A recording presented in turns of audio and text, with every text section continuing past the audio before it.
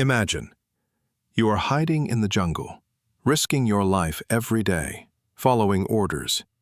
A year passes, 10 years, 20, and then it turns out that the war ended 30 years ago, and you have been fighting ghosts.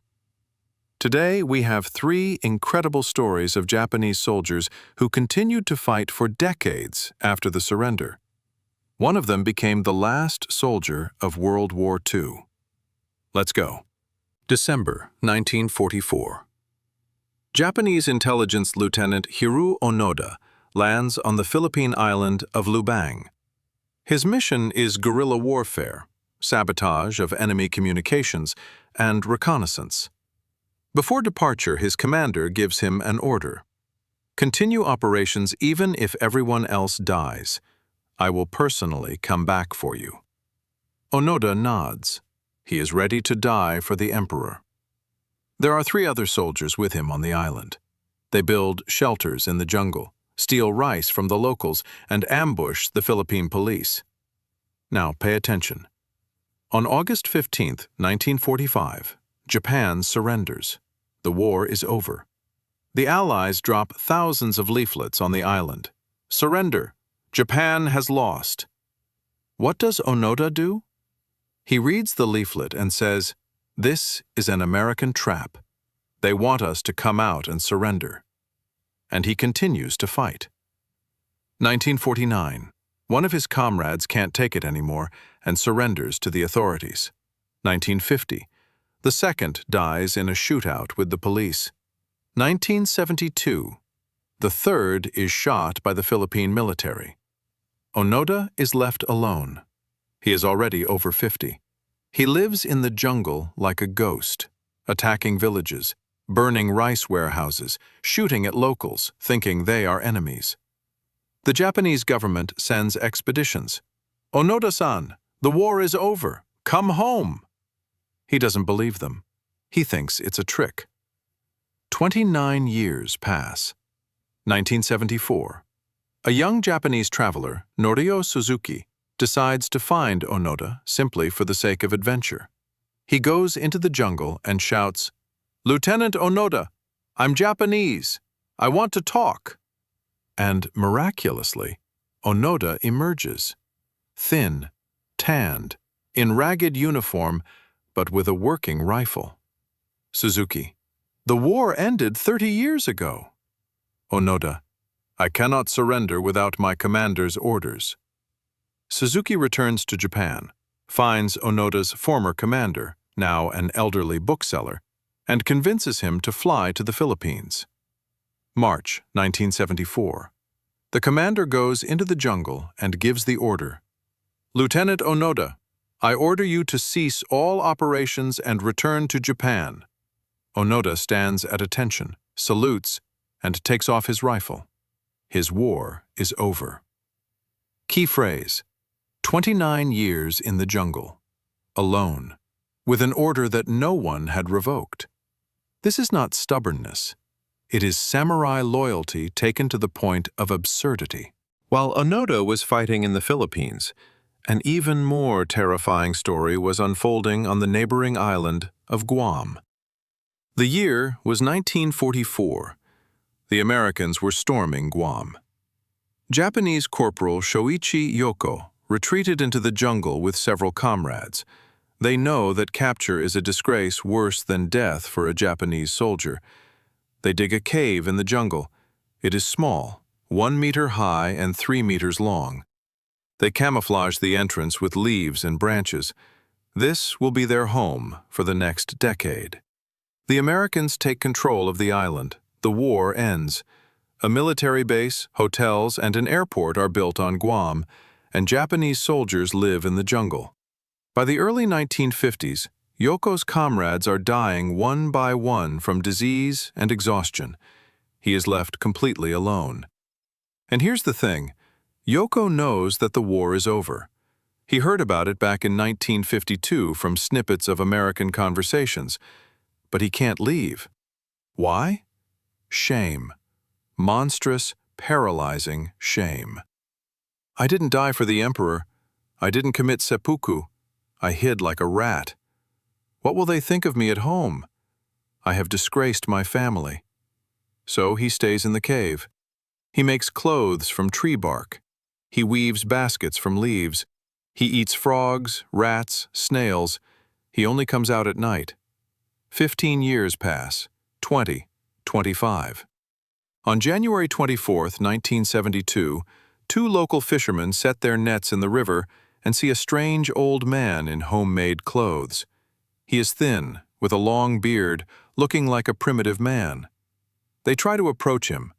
The old man panics and runs away, but the fishermen are faster. They catch him.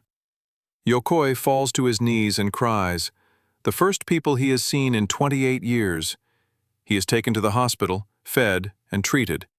He is sent to Japan. He is greeted like a national hero, thousands of people at the airport. A reporter asks, "How do you feel?" Yoko answers, "I am returning alive with great shame." This phrase has become legendary in Japan. The man spent 28 years in a cave because of his sense of shame, and when he was rescued, he apologized for surviving. Key phrase: the war was over. He knew that. But for a Japanese soldier, coming out of hiding alive was more terrifying than dying in it. And finally, the most recent story. The story of the man who became the last soldier of World War II. Hiroo Nakamura. A private in the Japanese army, more precisely, not even Japanese, an aboriginal from Taiwan drafted into the Japanese army. The year is 1944. He is left on the tiny island of Morotai in Indonesia to conduct reconnaissance. The Americans take the island. Nakamura goes into the jungle. He builds a hut.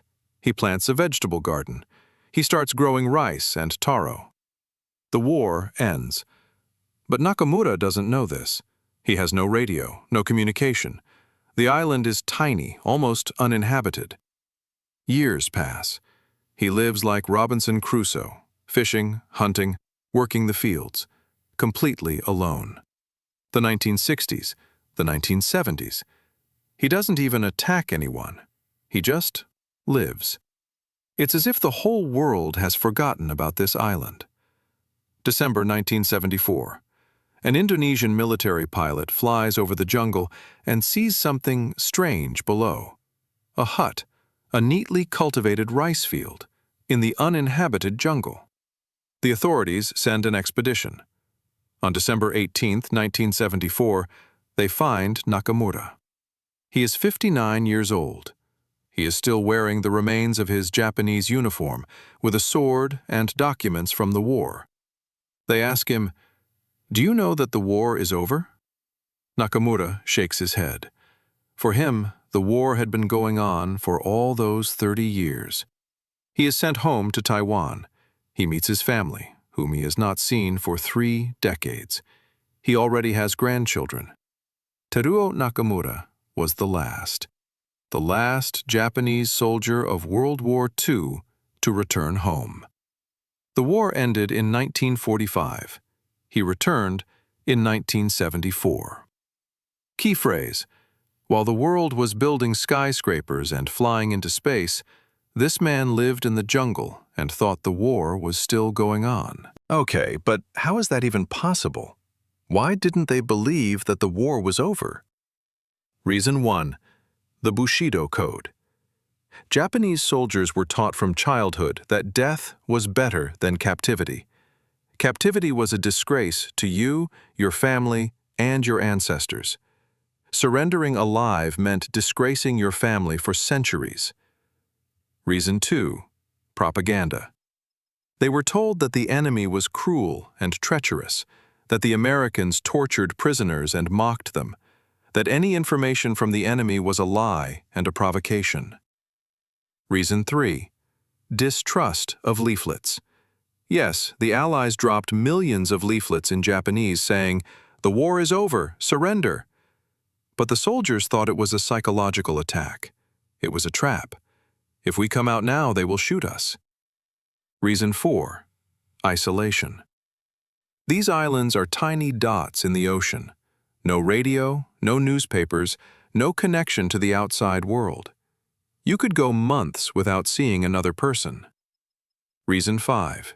Fear. Even when they began to suspect that the war was really over, fear stopped them. What if I'm wrong? What if it's a trap? What will they think of me back home? And most importantly, orders. For a Japanese soldier, the commander's orders were sacred. Hold out to the last. Wait for the return. And they waited for 30 years. Key phrase: it wasn't stupidity or stubbornness. It was total ideological conditioning, multiplied by isolation and fear. What happened to these people after they returned? Hiroo Onoda returned to Japan as a hero. He was welcomed as a legend. But he couldn't get used to the modern world. For him, Japan had become too soft, too Western. A year later, he moved to Brazil, bought a ranch, and lived there until his death. He wrote his memoirs, which became a bestseller. He died in 2014 at the age of 91. Until the end of his life, he was convinced that he had done his duty correctly.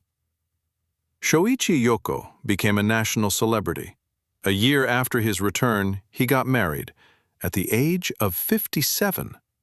He wrote books and gave lectures. The Japanese loved him for his humility and modesty. His phrase, "It is with great shame that I return alive," became famous. He said, "We lost the war, but we did not lose our honor." He died in 1997. Teruo Nakamura lived quietly with his family in Taiwan. He did not give interviews or write books. He simply tried to make up for the 30 years he had lost with his family. Unfortunately, he lived only 5 years after his return. His health had been undermined by decades in the jungle. He died in 1979. But he went down in history as the last soldier of World War II. And these are only the most famous stories. In fact, there were more than 30 such soldiers. They were found in the 1950s, 1960s, and 1970s, in the Philippines, Indonesia, Guam, and on tiny atolls. Some were killed by locals who mistook them for bandits. Some died of disease. Some surrendered on their own, unable to bear the loneliness. Onoda, Yoko, and Nakamura were the last. After 1974, not a single forgotten soldier was found. 3 people, almost 90 years of life spent in the jungle. The war that ended for the rest of the world in 1945 continued for them until the 1970s. This is a story of loyalty taken to the point of absurdity, of duty that become a curse, about how ideology can make a person fight ghosts for 30 years. When Onoda was asked if he regretted the lost years, he replied, "No, I followed my orders." Heroes? Victims? Fanatics? Everyone will decide for themselves. Have you heard about these soldiers before? Write in the comments. Which story impressed you the most? Like if you learned something new, and subscribe to the channel. There are many more incredible stories ahead. Remember, sometimes the longest war is the one going on in your head. See you in the next episode.